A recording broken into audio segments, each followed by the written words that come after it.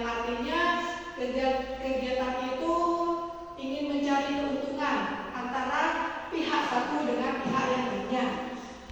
Baik, apakah ada yang ingin ditanyakan mengenai ciri-ciri tes negosiasi?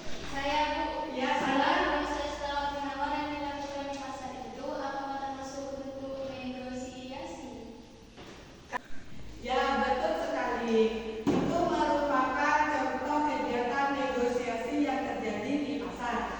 Nah, Ibu akan memberikan contoh lagi. Misalnya Erni sedang membeli tomat di pasar. Harganya 1 kilo 10.000 ya. Terus Erni menawar pada penjualnya, Pak, harganya boleh turun nggak? Boleh 1 kilo 8.000. Nah, kemudian penjualnya itu menerima tawaran dari Erni. Berarti itu merupakan kegiatan negosiasi. Sekarang Ibu minta 2 orang untuk maju ke depan membacakan contoh teks negosiasi yang ada di halaman 121. Ayo, mau maju sendiri atau Ibu yang akan memilih? Ibu. Ayo, Miranda sama Fauzan maju ke depan.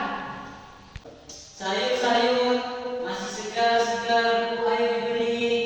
Permisi, Pak. Sayur kampung 1 ikan harganya berapa ya, Pak? Murah, Bu, harganya cuma 5.000 rupiah. Harga segitu masih mahal, Pak. Biasanya harga kampung juga 3.000 kok, Pak. Tapi kampung ini segar banget, Bu, bebas dari bahan kimia pula. Ini kampung organik, Bu, sehat buat ibu dan keluarga. Kalau saya beli 2 ikan kampung tapi harganya jadi 8.000, boleh tidak, Pak? 2.000-nya kan bisa buat bayar parkir nanti di depan.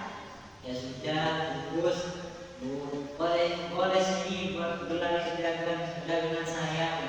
Oke, Pak, tolong dibungkus ya. Oh iya, Pak, terima kasih banyak. Ayo tepuk tangan kepada Fauzan dan Miranda.